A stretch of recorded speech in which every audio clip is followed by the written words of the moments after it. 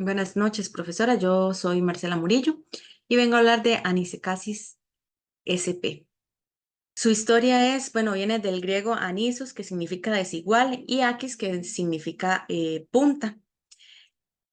Félix Duharín, en 1845, identificó los gusanos adultos y puso el nombre del género. La epidemiología se da en zonas costeras donde se consumen carnes blancas que no reciben ningún tipo de control de calidad. Debido al consumo frecuente del sushi y del sashimi, en Japón es uno de los países donde se da la anisicasis más comúnmente.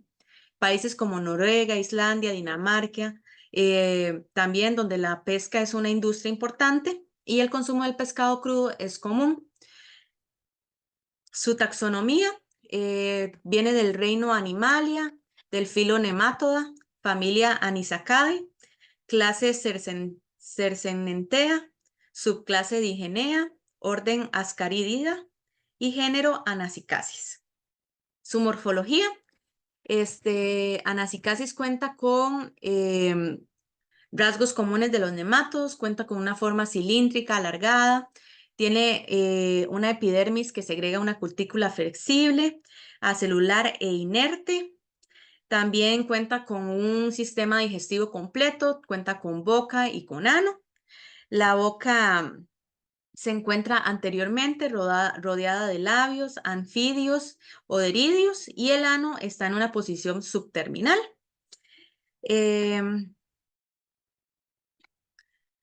Su ciclo de vida, los huevos anemembreados en las heces, cuando están en contacto con el agua, embrionan y forman las larvas L2.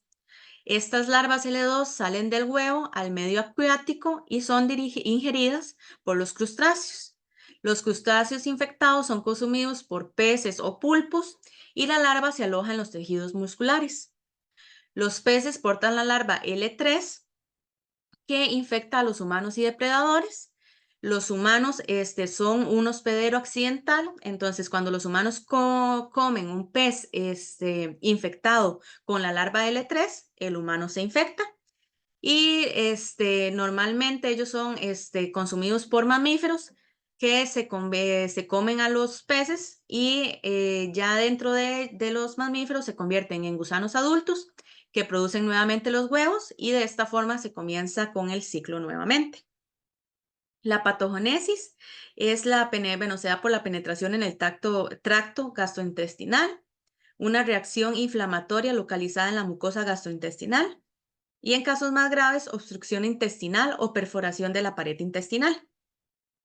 El cuadro clínico se presenta dolor abdominal, náuseas, vómitos y diarrea, una respuesta granulomatosa eosinofílica, enteritis pseudoapendicitis o síndrome de malabsorción. El diagnóstico se da por huevos característicos en las heces o en la orina, un análisis directo de la larva extraída del paciente o una endoscopía superior. Su tratamiento se da, por la extirpación de las larvas por vía endoscópica o se da 400 gramos de albendazol 2 veces al día a los pacientes. La prevención, se da por un control higiénico y sanitario del pescado según la legislación específica, charlas sanitarias para concientizar sobre el riesgo de consumir pescado de dudosa procedencia, el diseño adecuado de los locales de trabajo con superficies impermeables, lisas y fáciles de limpiar.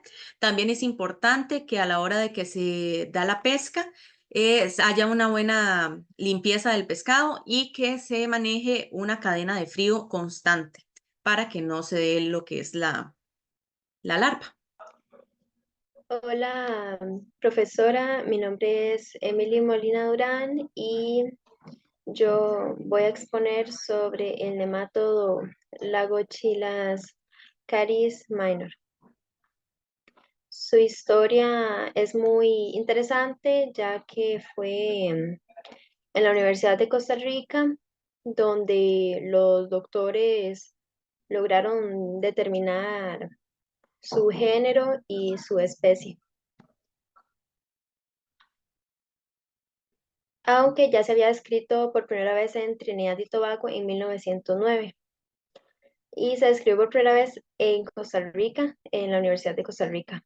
Todo esto después de que en una veterinaria en Heredia se encontraran ciertos nemátodos en un felino y la doctora veterinaria no lograba identificar cuáles eran esos nematodos que se encontraban en el oído del gato.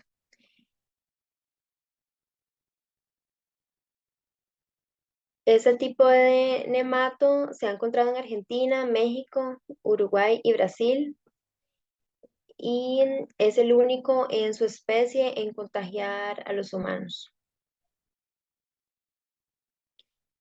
Ahora, con su taxonomía,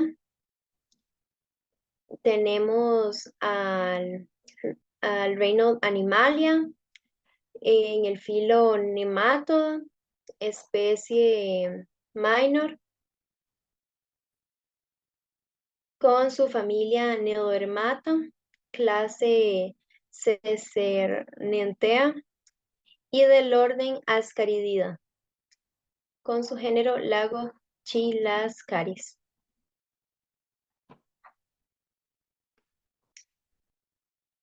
Este gusano adulto tiene una cabeza en forma cónica y tres labios totalmente iguales con estructuras sensoriales. También las hembras tienen un tamaño de 6 a 20 milímetros de longitud y el macho es más pequeño.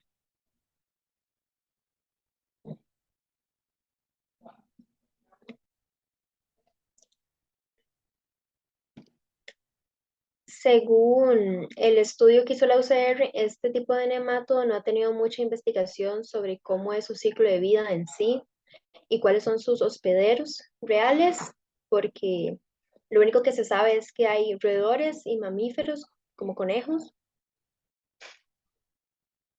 Dentro del hospedador intermediario, las larvas van a migrar a través de los tejidos y órganos.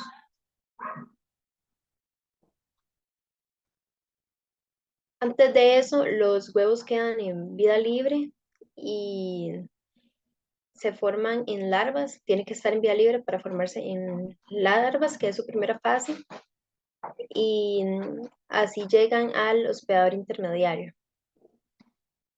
Una vez las larvas migren a los tejidos y órganos del hospedador intermediario, se encapsulan y se forman en quistes que en las fotografías se pueden observar como amarillentos.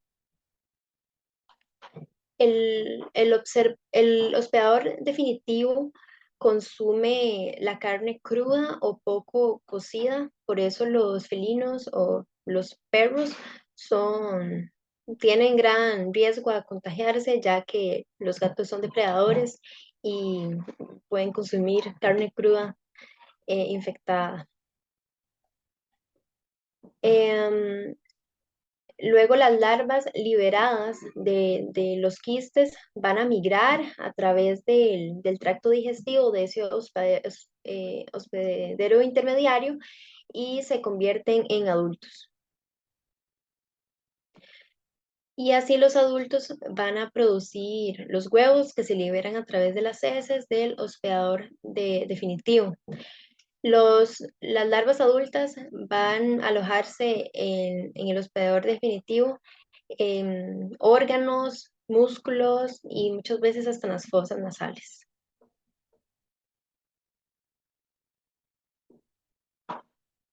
En su patogénesis, los quistes en órganos internos pueden causar daño estructural y funcionar a largo plazo si no se detecta este nematodo a tiempo, ya que es muy invasivo.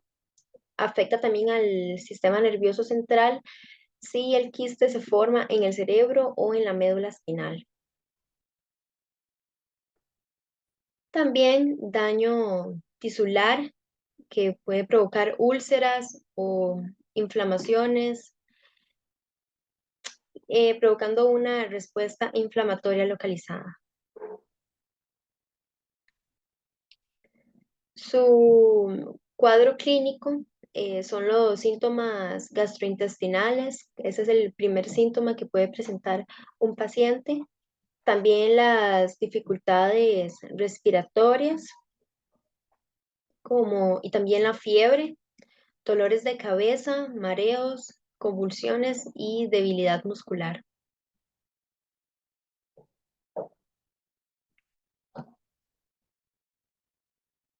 Su diagnóstico siempre se debe realizar primero un análisis de heces normal de rutina. También se pueden hacer técnicas de concentración para poder observar los huevos. La biopsia, cuando se detecte dónde está localizado el hemato, y las tomografías computarizadas para poder observar qué tanta es la infección en el paciente, si necesita cirugía o no, y que ningún tipo de hemato quede en el cuerpo, ya que se distribuyen tanto por toda la musculatura que la infección puede seguir después del tratamiento.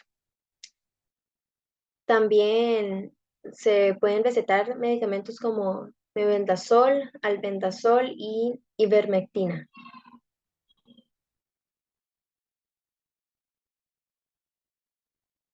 En su prevención se recomienda no consumir carnes de lugares no regulados por el Ministerio de Salud.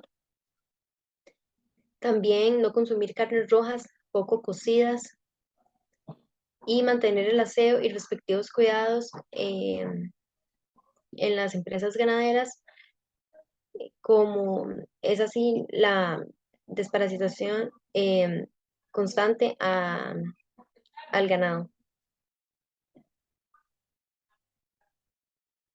Muchas gracias y fue un gusto.